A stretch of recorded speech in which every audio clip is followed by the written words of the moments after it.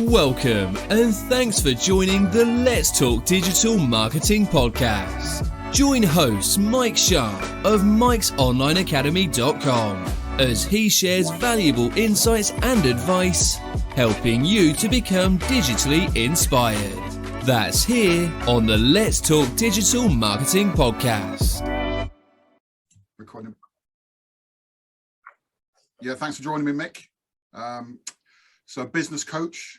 Is that the right description? Yeah, business coach, mentor, growth advisor, helping small businesses sort of get to the next level, really. Oh, great. And also OBE. MBE, MBE, a member of the British Empire. And also, I did read you got a Queen's Gallantry Medal as well, QGM. Is that correct? Yeah. Case of being in the right place at the wrong time. Yes. Right. So I was in the Marines, joined back in, I think, 1985 now, as a young 17-year-old. And then joined the Marines, had a wonderful career through that, did just short of 24 years. Wow. Left in 2008, and just wanted to have the opportunity. At that age, I was coming up to 40, believe it or not. And, it just seemed right to go and have a second career from there rather than wait on and then time was running. Not necessarily true, but that's how I felt at the time at 40. There was enough time to go out and have a second career and a second life. And the military's for young people. I know 40 doesn't sound old, but when you're running around with 21-year-olds, it gets old fast. Yes.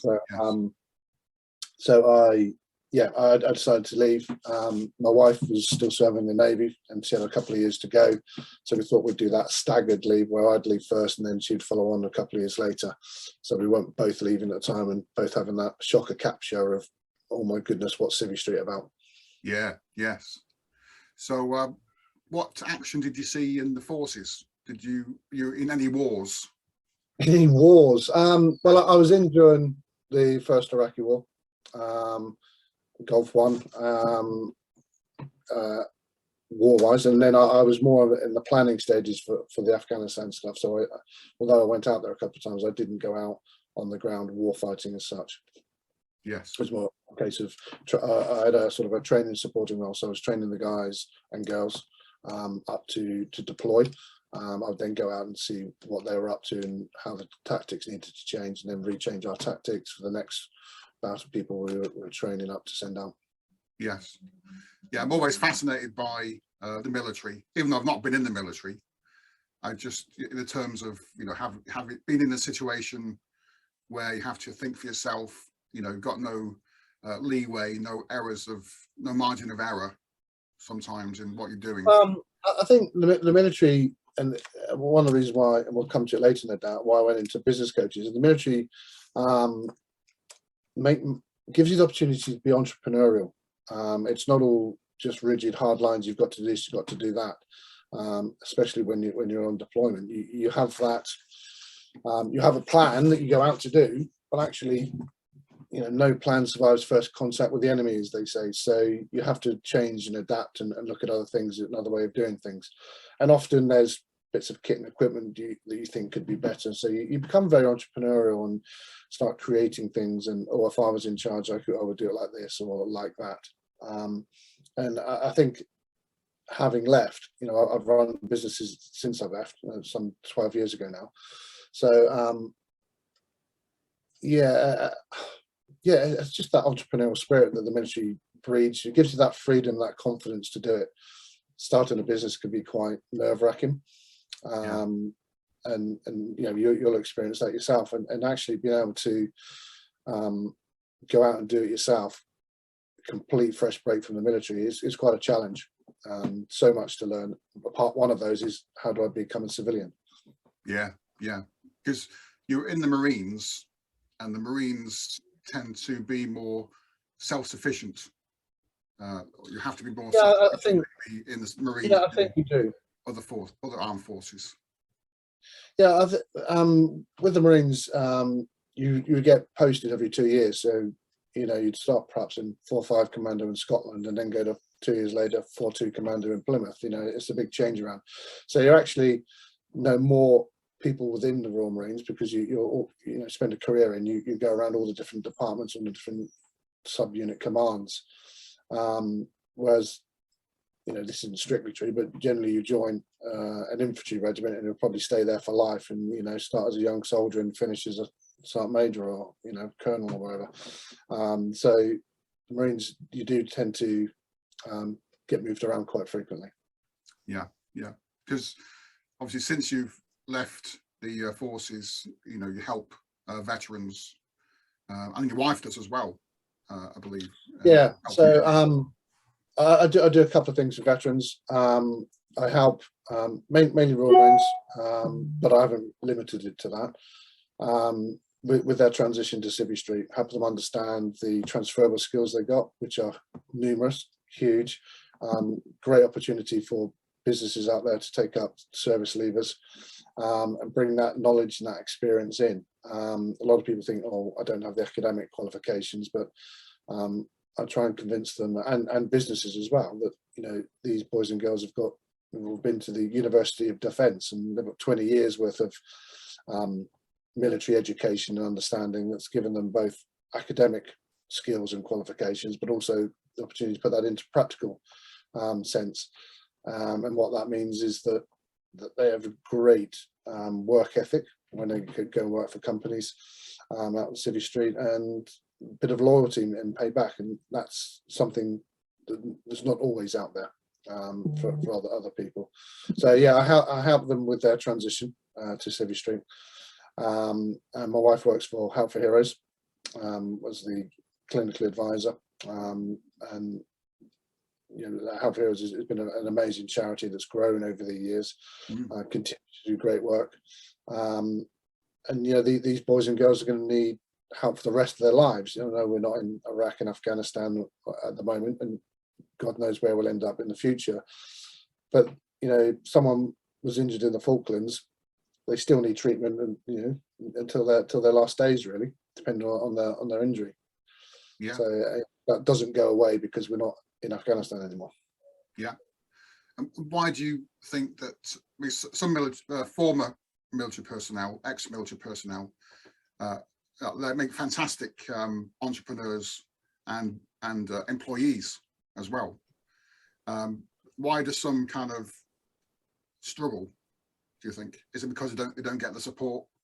Yeah, I think the people that struggle are those that haven't had a good transition. They don't understand what they have to offer to the civilian world, and then will probably undersell themselves. They'll take the first job that's offered to them because they think that's all they're good for.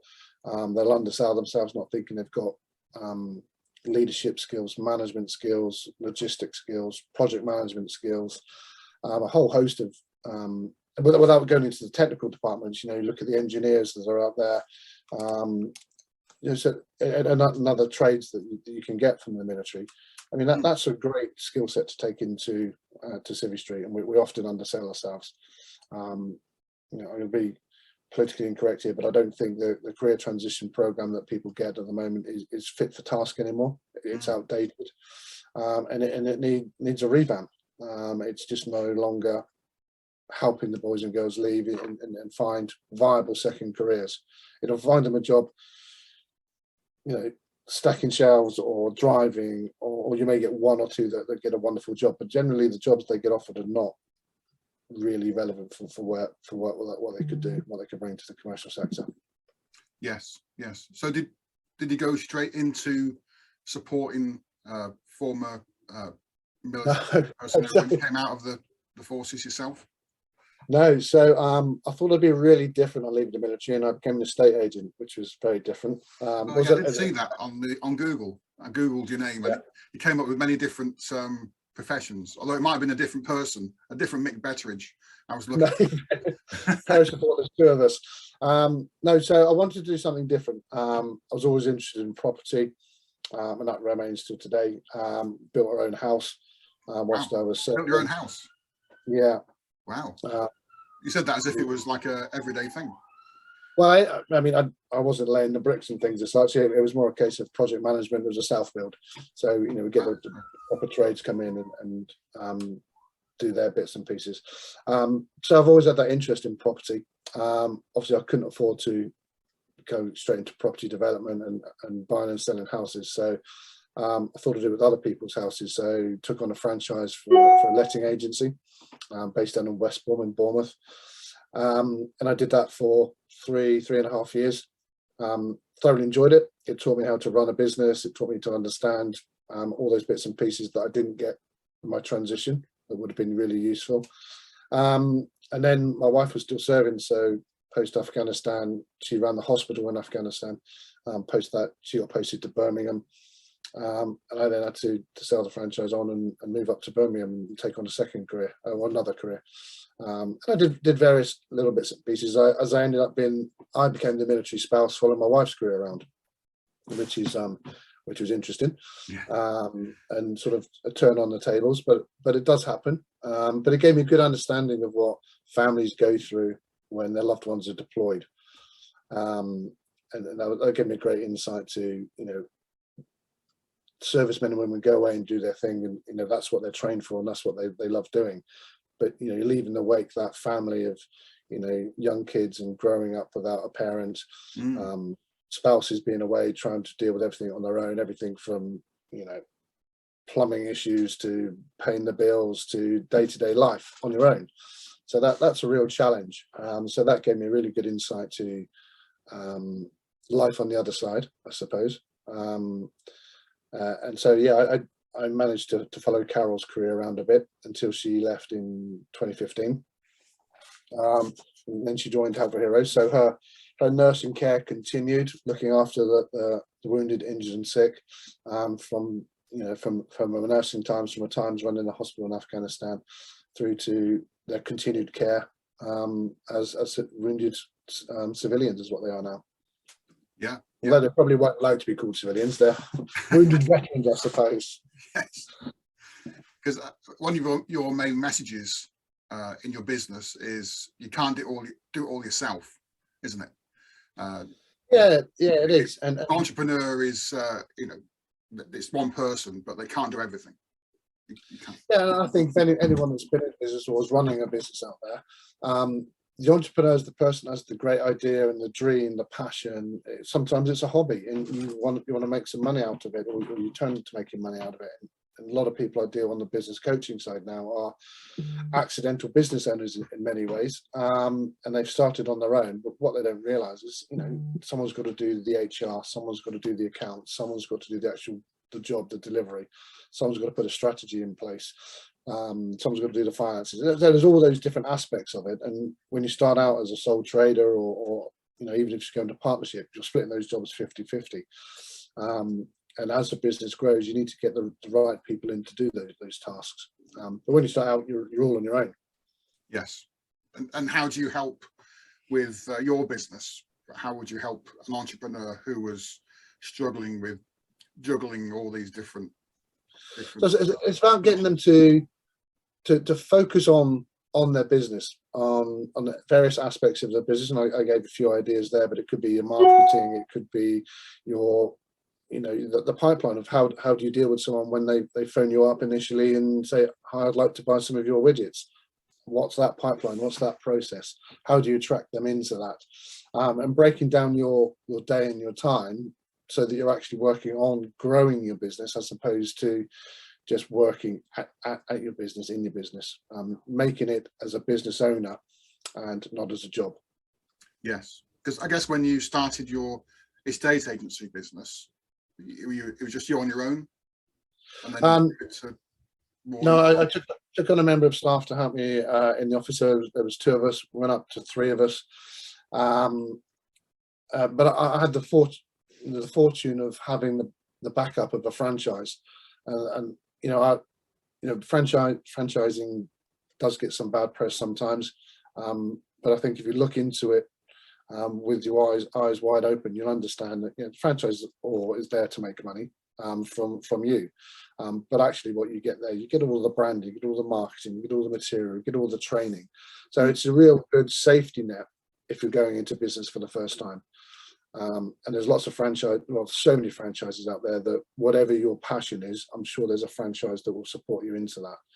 And then you can either pull away from it and go your own way, or as I did, it gave a great understanding to go and work with other businesses, because I understood what it meant to have, your brand guidelines, and what font do you use, real simple things like that. But actually that goes round to shaping a business. And the processes in place, and also it helps you with leads, and it will send you potential clients and things. So franchise is a good start point for people if they're not really sure, but they know they don't want to work for someone else. They want to be on their own. Look at franchising. Read into carefully what you're getting into. Some of them can be really expensive. Some of them can be really cheap, and it's the same as anything. You pay for what you get in many ways. I think I went with a really good franchise. And when I left it, I didn't leave how I wanted to. I wanted to take on another franchise, but their guidelines were quite strict. I had to have done 5 years before I could take on a second franchise. And I'd only done 3.5, so I had to sell the franchise, which wasn't my best plan. But then I went on to other businesses and took those skills into it. Yeah, I think people are a bit snooty about franchises, aren't they? Maybe because they think it's handed over control to someone else, but it's not necessarily a bad thing, I don't think. And I think I went through the same process as well, is that when you start doing really well, you've done it because of the backing and the support the franchise has given you to get you up there. The more you earn, the more the franchisor takes their commission from you. And as long as you understand that, the more successful you are, the more money you're going to pay to the franchisor. If you get that and that's clear in your mind, then you can have a really successful career. And there's other people that have been out there doing it 20 odd years. They understand that they're going to pay the franchisor, but actually they get the backing and support, but they've got a really good, strong business. I've spoken to lots of people who went into franchising thinking it was going to be a business startup and get them running, and then begrudge the fact they were paying for that. Well, franchisors, front loading everything to you first, and then over a period of time takes their money back from you. That's the franchise model. So look into it and understand what the long term is, not the short term. Yeah, I mean, would you recommend someone starting their own franchise to sell to other people? Would that be a good? If you've got a really good business that is franchisable, I would say, yeah, absolutely, because you're making money on the back of someone else doing the work. But you need to be quite tight on it. You need to really tie them down, what they can do, what they can't do, because it's your brand that someone could be damaging.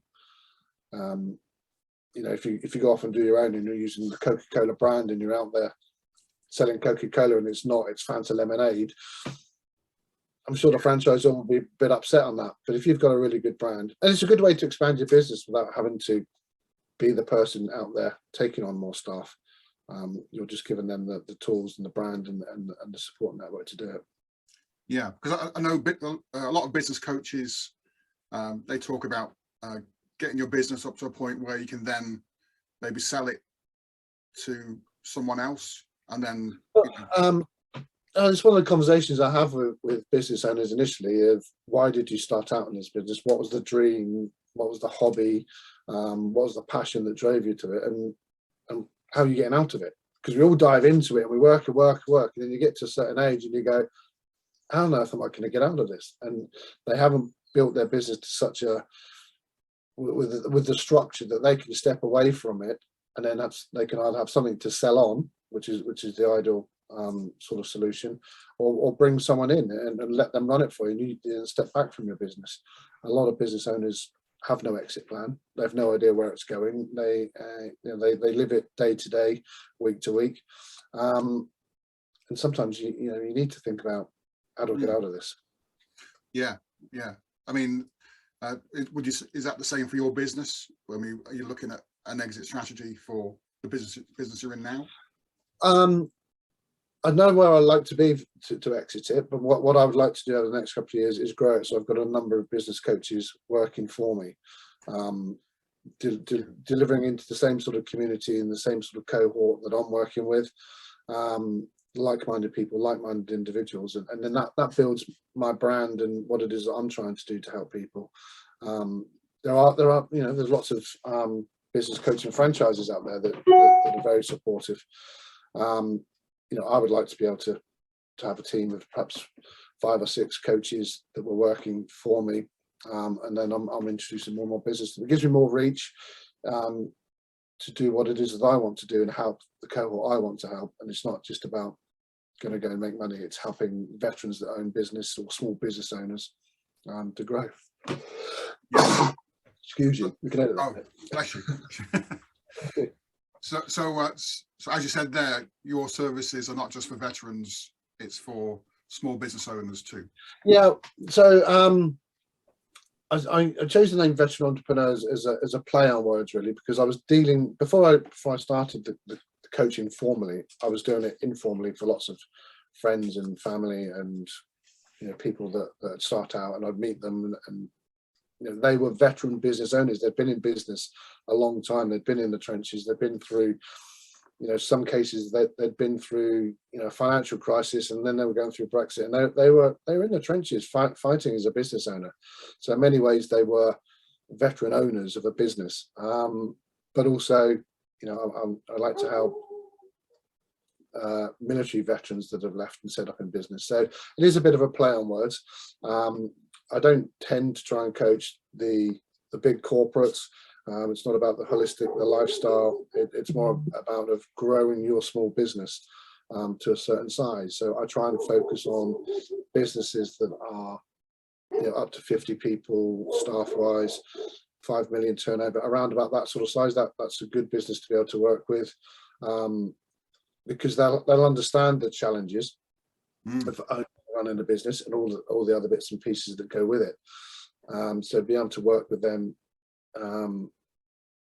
is rewarding in the sense that they know they can't do it all. They know they need some help, and they're not afraid of a coach. When I deal with some smaller businesses where there's 1 or 2 people in a business, then they tend to think, well, I should know all of this. I know it's my business. I should know how to run a business. I should be asking people and support. And it's maybe it's a British thing, but we don't always like to ask for help.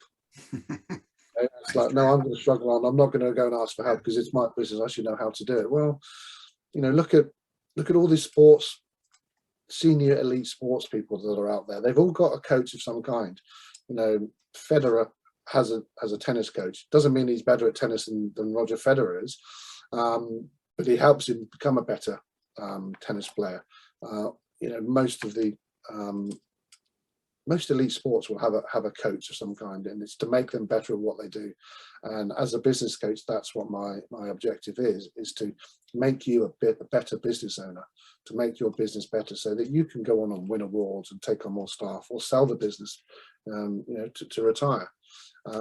It's not there to tell you how to do things. It's to work with you so you can grow your business where it is that you want your business to go. But we shouldn't be frightened of business coaches.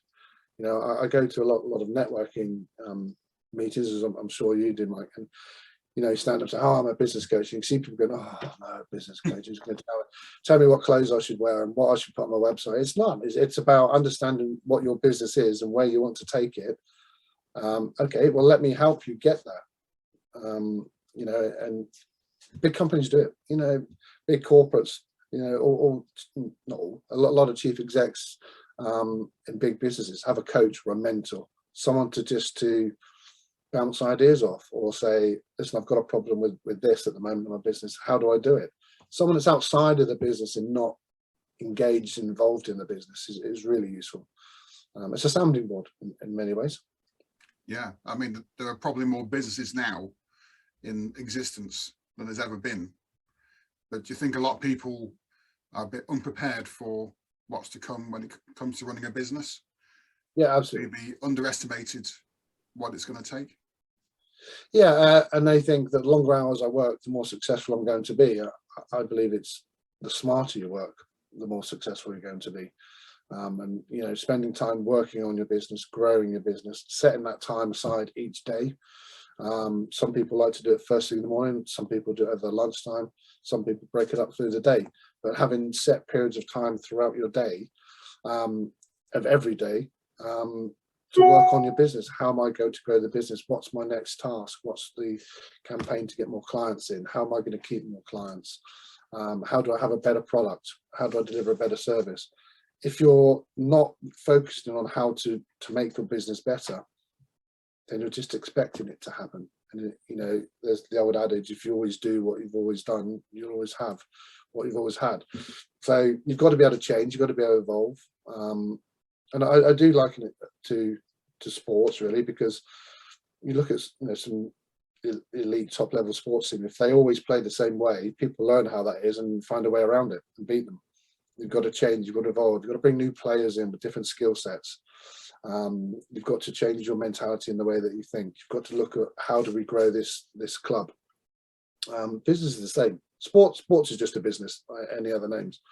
It's how do you do a better job? How do you beat the competition? Yeah. I mean, do you have a particular favourite marketing method or channel? One of my favourite, I don't know if it's a marketing channel, one of my favourite things that I always pick every business I speak to is they don't answer the phone. They haven't got an call answering service. At best, they've got a mobile phone answer phone. And when you phone up that business, you get, "Hi, welcome to Vodafone O2, gift gaff. Please leave a message after your tone." That doesn't set you up as a. We all have it. No, we've all been there. We've all have it. But you know, what impression does that give the potential client? Oh, this is just a one-man band. They don't really have a good answering service. I phoned some businesses up that ask for my support. I phoned them up and they never pick up the phone. It takes me 3 days to get through to them. Well, if that's a client, clients these days don't hang around. They'll look you up on Google, they'll phone you up. If you don't answer, they go to the next person on Google, the next person on Google, till someone answers the phone. So, you know, number one lesson really is have a call. It's really cheap. There's so many companies out there now that will answer the phone in the name of your business and say, "Hi, this is Veteran Entrepreneurs. How can I direct your call?" Yeah. It just makes one you you use, so much better.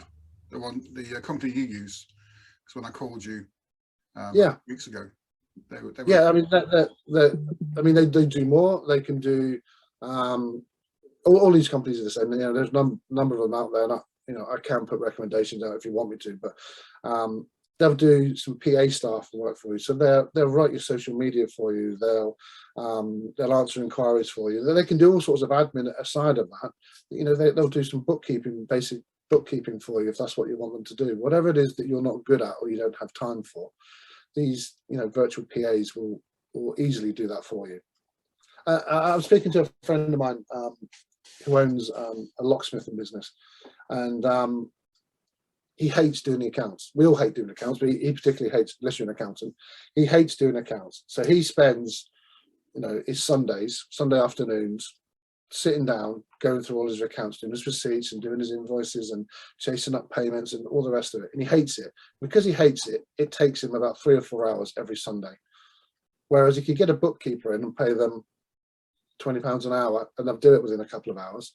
And I asked him, how valuable is your time? How much is an hour of your time worth to you when you're going out doing your locksmithing? And he said, well, it's a couple £100, whatever it is, to go out and fix a lock. Okay, so why are you then spending £600 of your time doing the accounts which you hate and might not actually be spot on? Would you get someone else to do it for you? Yeah, it's a killer question, isn't it? Because people don't realise that they're doing unpaid work. Yeah, and it's so easy to resolve. It's all unpaid work. Well, in so many different aspects, from social media and marketing to accounts and sales calls. So many people have changed their viewpoints and want to work from home these days. That you can get a stay-at-home mum that drops the kids off at school, and from 10 o'clock until 2 o'clock, they're working in your business. And because they're working from home, the overheads are less. You don't have to take them on as a full-time employee. Take them on subcontracted and do it as a consultant for you. There's so many ways that you can be more efficient with running a business these days than having to do it all yourself. Yeah. And just if you took away 3 hours of your accounts and 2 hours of your marketing and 2 hours doing sales a day, I mean, that's it could be where your day's gone. Well, that frees up 7 or 8 hours a day to actually work on your business, to grow your business, to take it to the next level. And it's cost you minimal fee. Yeah. I mean, could you, I don't know if it's possible to answer this, is there a one biggest single mistake that an entrepreneur makes? Yeah, it's not working on their business.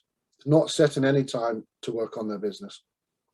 And I've worked, with big companies in London, big corporates in London, with the CEO.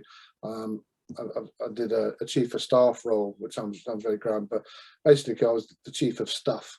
Anything that no one else wanted to do, I picked up and sort of managed. Even at that level, they just procrastinate. They don't get on with it. They don't focus on growing their business because they lose that sight. They think it's just going to happen. And some of the most successful people I've worked with is where we've sat down every day and we've spent 90 minutes, an hour, right, how are we going to grow the business? And every day it becomes a habit. It's the first thing they do every morning when they come in. So every day, not just once a week, you recommend every day? Every day. Every day. If you did an hour a day, 5 days a week, that's 5 hours a week, that's 20 hours a month. All of a sudden, that's a lot of time to work on your business. Your business cannot not grow if you're not working on it that much time. Yeah, it's not coming up with focusing on areas of your business that need work and attention. It could be you spend 90 minutes working on a sales plan, or it could be on a sales letter. It could be something you're going to put onto social media, but that's 20 hours work on your business, helping your business grow, looking for areas to take it to, looking for new clients, doing competitor research, understanding your market. What's the pricing doing? When was the last time you looked at your prices in your business? That's one of the most fun coaching sessions that I do with clients is, right, we're going to up your prices. Oh no, I've not changed my prices for 10 years. I'm not changing now. I've got loyal clients. Okay, but you pay more for your gas, electricity, your fuel. Everything else has gone up in 10 years and you haven't. Yeah, but my clients will leave me. Well, try it. Put your prices up 10%, 20% and see how. And if you lose some people, actually the uplift with everyone else will more than cover losing 1 or 2 people. Everyone understands that prices are going up. If you want to be the cheapest in the market, your business won't grow as well as it could. So it's more about value than the price. Yeah, understanding your worth, yeah. Understanding what you're worth, understanding what your product, your service is worth, understanding your business, the way your business has evolved. If you're still charging prices from, pre-Brexit prices, just nothing to do with Brexit, but go back 5 years or so, how much were you charging then? If you're still charging the same now, you're missing out on a huge amount of money going into your business. And it's hard. I get it. It's hard to up your prices. No one likes to put their prices up. But it's a really interesting lesson. We'll try it for a couple of months and see how many people you lose. And they don't. They might lose 1 or 2. Yeah. Wow. Yeah. That's an interesting assignment to do. Yeah. Well, part of working on your business, say, right, okay, what we're going to do is we're going to speak to half of our clients and we're going to up the price by 10%. And then we're going to just carry on what we're doing with the other half of the clients and so we don't lose anyone. Well, let's see that half that we've upped the price, how many of them leave, and the amount of revenue that half of my business is now earning as opposed to the half if I didn't change. All of a sudden, I've lost 1 client or 2 clients and actually I've made X amount % better off in my business. My business is more profitable. Yeah. Test and adjust. I don't necessarily need to go all in, but test and adjust it. Do a little bit here and a little bit there. I'm sure you understand with all digital marketing. You have your A and B testing. What words work? What pictures work? Does a video work better? Exactly. Yeah. It's all about ABT. All about testing. Yeah. I call it ABT. Yeah, I get that. I like that. I won't steal it, but I do like it. You can steal it if you want. Well, That's not it for someone else. Okay, right, good. It's not the open market then. I think one of the other things I really enjoy doing with clients is getting them to use video on their websites, video on their social media, video emails, because people open up video emails. That was impressive. I like that one when you did that. Yeah, people will watch the email. If you send a page of text to a potential client, they go, oh, I can't be bothered reading this, because we get so many emails in our inbox. But if a video pops up, chances are you'll watch it. And if you're good with your message and what's coming across, people will watch it to the end, and you can get your message across, and you can do it in a really short space of time. And if you've got fingers like mine, and my typing skills are the speed of a striking snail, it's a lot quicker to jump on a video and do a video message. But we don't like to do it because the British thing again, we don't like to go on camera. We don't like to see ourselves on camera. Yeah. One of the exercises that I've done with most of my clients is, okay, for the next 2 weeks, between I meet them every 2 weeks for the coaching calls.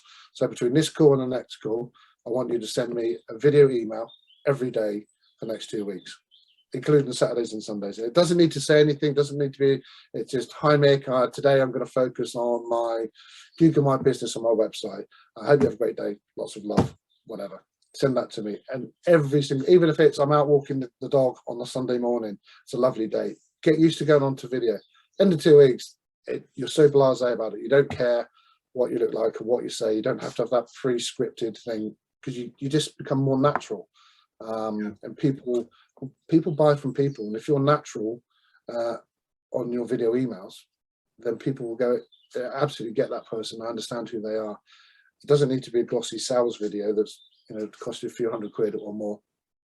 It can just be you. I've just seen you've inquired on our website. Drop me a line and let me know how I can help you. What challenges you have in your business. 10, 15 seconds. Send that off. They'll open it and read it. They'll listen to it, and the open rates are huge compared to old-fashioned text emails. So that's been a great success tool for lots of my clients, the way that they've won business just from doing video emails. Yeah, that's a great tip. I like that. Video emails and sending them out every day just to get used to it. That's a good one. Just get used to it. Send it to yourself, send it to your partner, send it to your business partner. You just get more relaxed doing it. I mean, the power of a mobile phone these days, it's a really good quality, enough to send on an email onto your website for sure. And you can go there and be natural. I've done a lot in the past where, especially in the winter, I go out with the dog in the morning. It'll be a lovely frosty morning, the sun's coming out. And, you pick up on that vibe of, oh, it's great to be out this morning. I'm just out walking the dog and I'm thinking of my next client, and we're going to discuss Google My Business. If you want to find out a bit more about Google My Business, then drop me a line. And you've got that beautiful, walking out in the woods or on the countryside, and it's frosty and sunny, and makes me feel good going out and doing it. And people not buy into it in the sense of purchasing something, but they go, yeah, I get that. It's great to get out in the mornings and clear your head. And I've done in the evening, the sun's going down, I'm out, walking the dog, the sun's going down, and having a bit of reflection on what I've done today, what I've done this week. And what I realize is perhaps I need to focus more on this aspect of my business, or the client I've been working with today. We really got great gains on some of the marketing that they've done, or some of the sales calls they've done, or the website update they've done. And just send that out there to people, put it on to your social media. And very quickly, you'll become the voice of authority that people want to listen to. You don't have to do sell all the time. Just talk about what's going on in your business and what challenges you've got. There's a really good book called They Ask You Answer, and it's all about making yourself the subject matter expert in your field. So it's by a guy called Marcus Sheridan. I absolutely recommend anyone to go and do it. And it takes your FAQs that everyone has on the back of their website, hidden way deep, and below the About Us in the bottom right hand corner. Yeah. But if you've got a They Ask You question, it helps with your Google reviews. So if you title it, what's business coaching, and then you do a blog, or you write an article, or you do a 2-minute video, no more than that, about what business coaching is, and you put it onto your website, when people Googling what is business coaching, chances are that Google will match that, because Google wants to help people find the answer to their question. So chances are you will match that exact search engine, that search they've done on Google. So you get more and more found. But if you talk about it more and more, all the questions you've ever been asked in business, in your business, more than anyone else what your clients have asked you over the years that you've been in business. And if you can't write about that or talk about that, be found about that, you're missing a huge opportunity to win more clients. Even if you're, what's the best business coaching in the area? Well, you can go to this business coach or that business, and talk about other business coaches. You don't have to sell yourself, because then people will trust you. Oh, he's not just selling business coaching for his services. He's talking about other business coaches and the pros and cons of everyone else and what they do. And it'd be the same with whether you're a plumber or a bricklayer or whatever business you're in. Talk about the business, because that's the question that people will search on Google. Yeah, and it works for Bing and Yahoo as well. People always forget those search engines, but yeah, a lot of people are still on Bing. Now, I've come across some of the day still on AOL. You're not old enough to remember AOL.com. I know that. No, I do remember AOL. Some remember Presto. Still on AOL. I don't know how he's on it. And Netscape as a search engine. So look at different ways to use that. Wow. Well, that's great advice. That's great advice. So we're drawing to a close on the interview. So as promised, there's a few fun questions. Okay. So I know, actually, you mentioned the book. So is that your favorite book, the one you just mentioned? So, your favorite book? My favorite book, fictional or non-fiction? No, I don't have a favorite. I think I have the favorite as one that I'm always reading at the time. So they ask you answer. I've read that a number of times because I think it's really useful. I've read a book called The Team of Teams by General Stanley McChrystal, which is how to get people to work together and how we brought that team in. That's fantastic if you're into leadership and management and growing teams. But I've just bought a book on elite sportsmen and resilience in sports. And we were talking about working on your business every day. How elite is written by Alistair Brownlee, the triathlete, and he talks to a number of different elite sportsmen. And something that's the common thread throughout it is every day they get up and they work on their sport. They work on the finer points. How can I make myself a bit quicker, a bit faster?